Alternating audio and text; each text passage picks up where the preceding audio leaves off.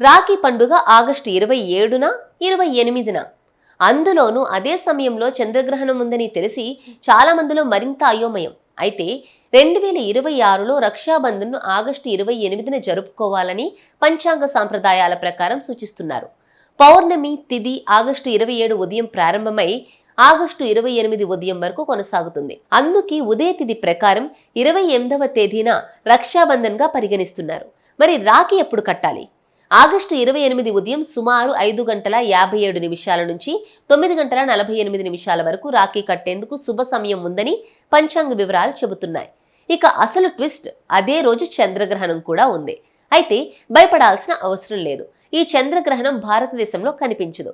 భారతదేశంలో గ్రహణ సమయంలో చంద్రుడు హోరైజన్ కు దిగువన ఉంటాడు. అందువల్ల భారతదేశంలో స్థానికంగా గ్రహణ దర్శనం ఉండదని ఖగోళ వివరాలు చెబుతున్నాయి. ధార్మిక సంప్రదాయాల ప్రకారం కనిపించని గ్రహణానికి సూతకాన్ని వర్తింపజేయరని పంచాంగ సంప్రదాయాల్లో చెబుతారు. అందువల్ల రాఖీ పండుగను సాధారణంగా జరుపుకోవచ్చని సూచిస్తున్నారు. అందుకే ఈ రక్షాబంధన్ రోజున అన్నా చెల్లెళ్ల ప్రేమకు ప్రతీకగా రాఖీ కట్టి మన బంధం ఎప్పటికీ ఇలాగే ప్రేమతో ఆప్యాయతతో ఉండాలి అని కోరుకుందాం.